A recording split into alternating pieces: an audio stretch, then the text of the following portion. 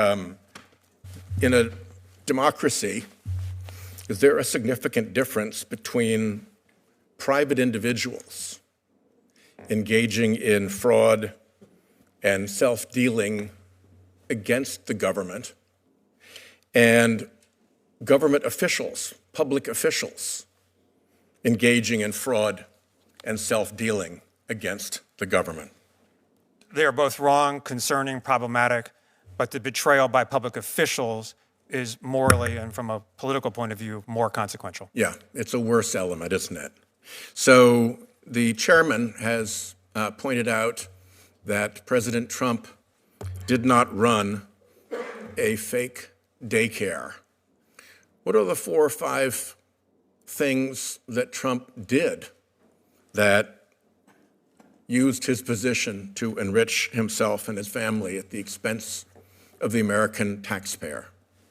Well, I've detailed this in my testimony. Most shockingly is the report from the Wall Street Journal this past weekend about a Trump-connected business partnering with UAE in a deal that directly put $187 million in the pockets of the president and his family. He additionally has joint ventures or elaborate licensing deals with Saudi companies, companies from Qatar.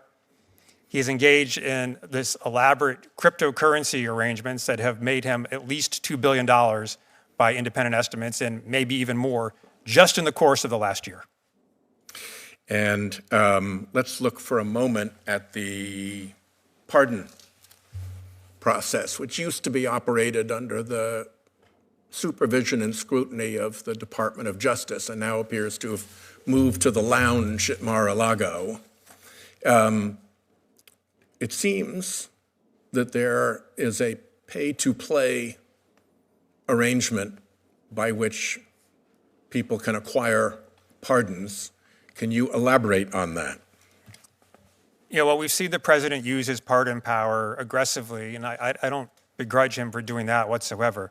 But what is shocking is that, leaving aside the January 6 pardons, they've been so heavily focused on those who've committed white-collar crimes, and particularly fraud. Fraud crimes.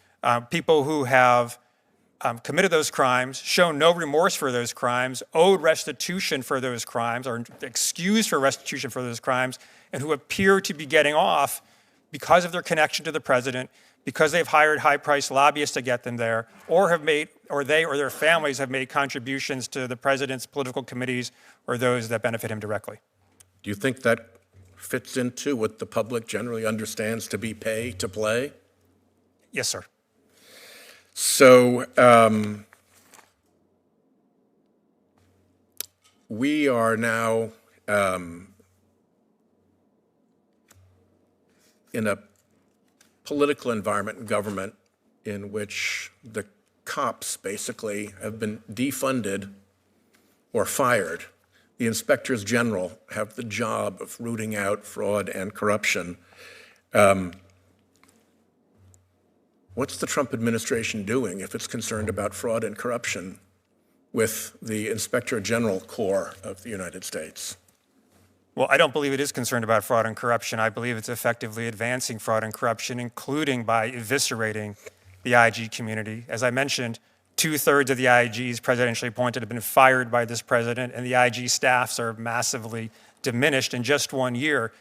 These are the agencies that are in charge of doing exactly what we're talking about in Minnesota. It's their job to find that kind of fraud. If there was a genuine commitment to being worried about that fraud, not for partisan reasons, but because we actually cared about fraud, we'd be, as Senator Grassley said, supporting and strengthening that IG community, not cutting it off at the knees.